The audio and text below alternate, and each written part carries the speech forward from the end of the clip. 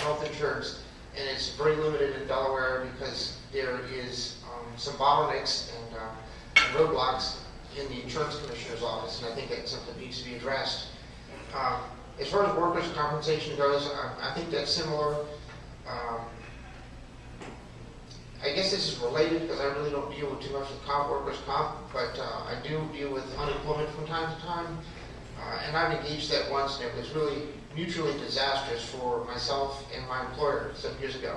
So we sat down and talked about it private, and I get some of my pay directed to an account, and I pay myself from that.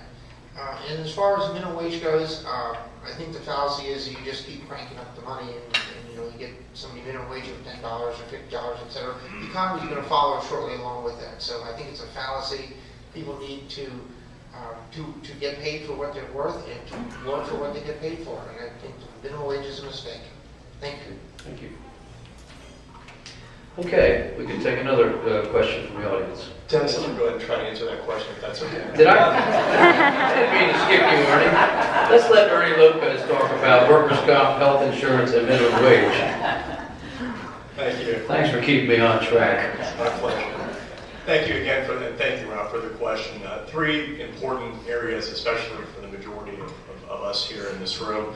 Minimum wage, something that, again, I think we'd all like to see happen at some time, but just can't afford to do right now. Very much like what I mentioned earlier, at this current economic state and time, we just have unlimited need on limited resources, and it's just something that we can't make happen right now. In regards to workers' compensation, I also was shocked to see the percentage increase. And I think everyone who kind of saw that note and saw that headline in the News Journal was disappointed. But what was even more concerning of me is the fact that, again, I think we have an insurance commissioner who's currently in office who leads us to believe, and leads me to believe, that there are some issues there and there's a concern. And that's why I think all of us are going to be watching this extremely closely and advocating to make sure that your thoughts and concerns and make sure that that increase does not occur.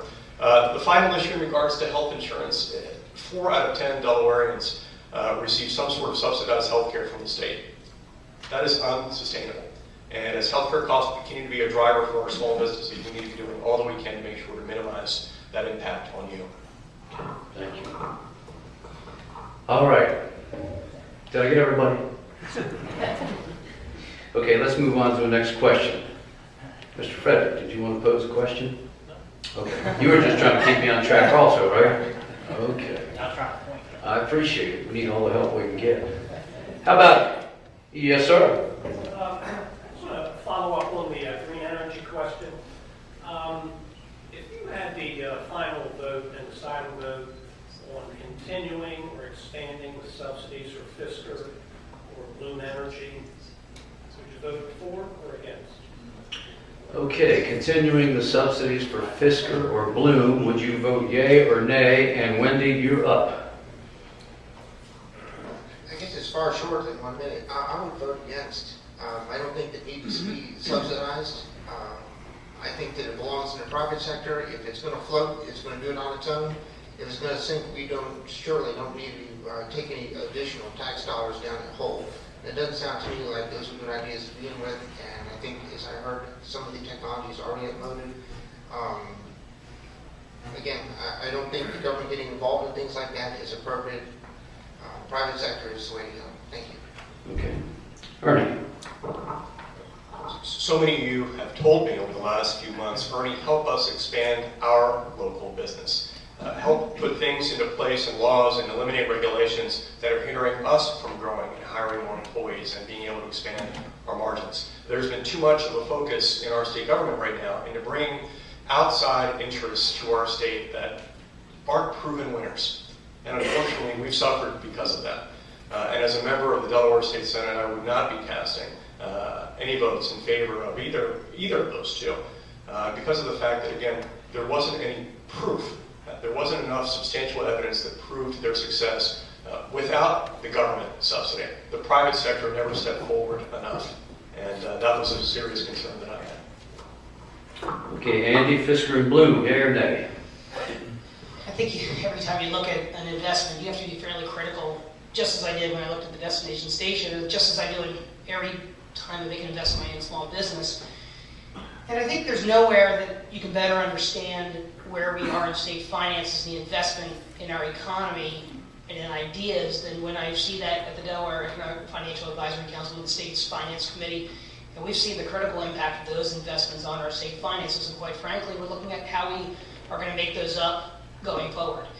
If I were to look at that today, I certainly would like to do a lot more due diligence. If I knew where it was going today, I would likely have voted no.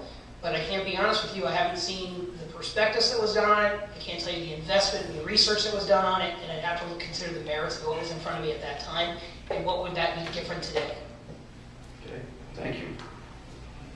I think we got all three. Who has another question for the candidates today? I have some others that the chamber has prepared. Did somebody say something? Okay. I'm going to ask one, use my prerogative from the podium. We've got an epidemic out on Route 1 with people, pedestrians, bicyclists being hit, killed, seriously injured. Doesn't seem to be getting any better. Seems like it's accelerating. What can be done to improve that situation out there? And we're going to start with Ernie Lopez. So I feel so, thank you for the question. I feel so fortunate that from the beginning of our campaign that we've been focused on local issues. And transportation and the public safety component of transportation has been one of those huge issues. As I tell everyone all the time, this district is unique because our main street happens to be Route 1, which is so different from the majority of all of the other state senate districts around the state of Delaware. From synchronizing lights, which still doesn't happen for us coming out of Sandy Brae, Postal Road, and Route 1, to making sure that we're doing all that we can to have intersections that are well lit at 1 and 24. We need to be doing more, and I'm looking forward to being a part of that conversation with our members of our local business community, because I'm very aware of the fact that whether it's an accelerator lane or anything along those lines that may be coming out of a business, those are impacts that come down on you as well. So I want to make sure that we're incorporating your thoughts and your concerns into the process, in addition to having an open and very frank and honest dialogue with those in Delaware. Okay, thank you, Ernie. Andy, what about Route 1? As a cyclist and a board member at the YMCA, we have conversations about public safety and about the conditions of the roads all the time. In fact, I personally can identify at least 2 individuals that have been hit on bicycles on Route 1, and it is critically important as we go forward. But I go back to the conversation earlier, that we must look at smarter growth policies going forward. Because Route 1 isn't going to be the only problem going forward. As we continue to grow and build and develop, we have to look at long-term to what those solutions are going to be. If we need to start building service roads on new roads, or as we create new developments, we have to look at what those long-term solutions are. I'm just appalled that we continue to have such tragic events that happen on the road throughout the summer and throughout the year, and I'm concerned about how that's going to go effective going forward. So from a solution perspective, we have to start long-term planning. We have to hold Delta accountable for what in fact it is that they're doing. We have to bring them into the local conversation, and someone must be an advocate down here for the 6th district and for the coastal areas to make sure that we're getting the right resources, we're getting the right things that we need here to make sure that it's public and safe. Okay, thank you. And Wendy, you're a bus driver. Thank you. What do you see out there that we can improve? There's a list. When I first moved to Delaware, I had the same insurance company, and when I moved here, my insurance rates almost doubled. And I had a long conversation with the insurance company why. They said there's a very poorly designed glut along Route 1, and combined with a lot of long, windy, dark, narrow roads. I dodge bicycles every day. I dodge pedestrians every day. And I drive a vehicle, which probably means somebody getting seriously injured or killed. I think a combination of education, better planning, and I believe that a consortium of everybody involved, representatives from all sectors involved, should get together and start working on better development, because I think Delaware is not doing their job very well.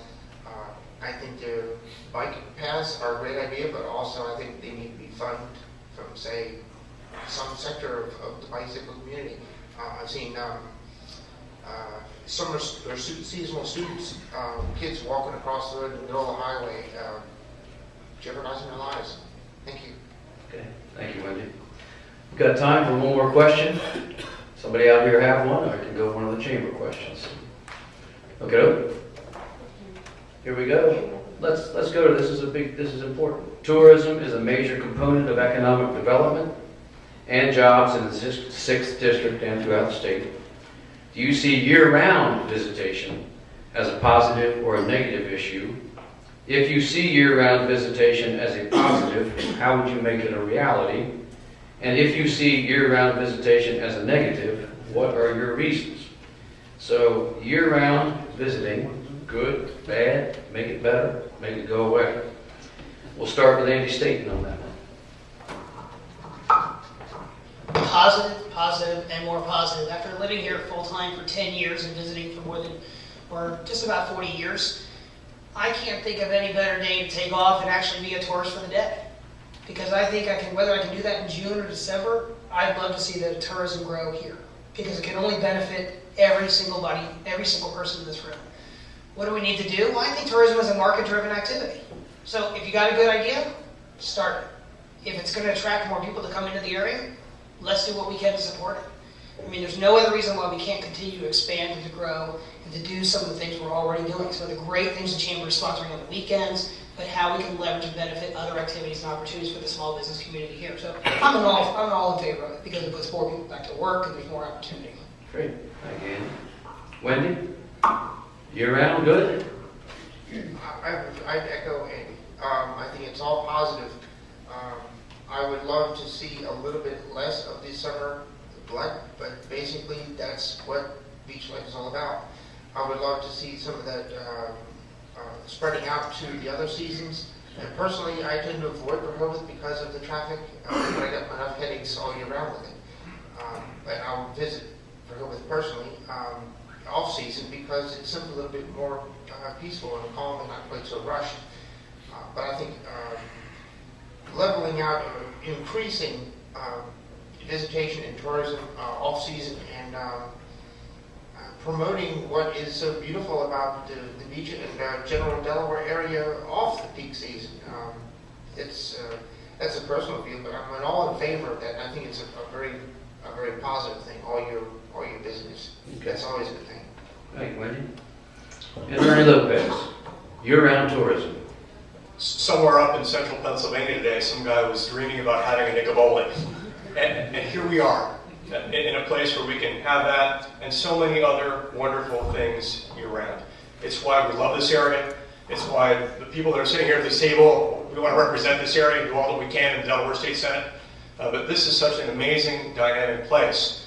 And my favorite day of the year, and one day that I would never miss, and we always talk about it, is the day after Thanksgiving and the Christmas lighting. And it's a day that I think all of us enjoy because it's a special day, and it's in the off-season, a time when you look around and you see locals.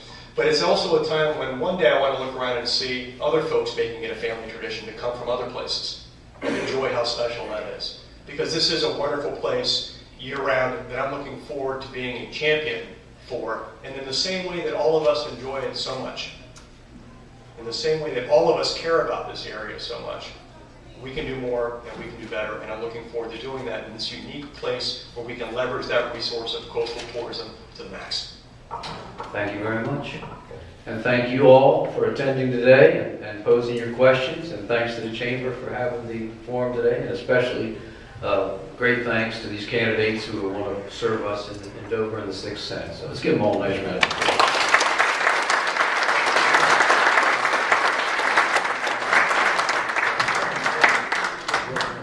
That was a great forum. I'm going to ask the candidates to stay in place for just one moment. I just have a few announcements. Wanted to tell you on the bottom of your agenda today, you will see a few meetings that are coming up. Matt stole my agenda, that's what happened. Business After Hours right here tonight, beginning at 5 o'clock. It's a wonderful evening here. Dick Garrett does a wonderful job for us. Of course, the senatorial candidates forum, I want to mention this. If you would like to come to that forum, we'd love to have you pre-register simply because of seating, and that is going to be at Rehoboth Beach Convention Hall. That is October 17th from 9:30 to 11, so it'll be a little bit longer. No lunch, just come and hear the candidates that day. And then, of course, the Sea Witch Festival is October 26th through 28th, and it's only going to have sun this year. No rain this year. With that, unless there's something else that we need to discuss, I want you to please give not only the candidates, but Dennis Forney, our moderator, did he do a great job.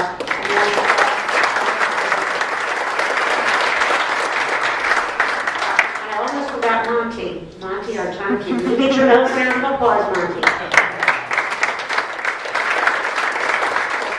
With that, the meeting is adjourned. Thank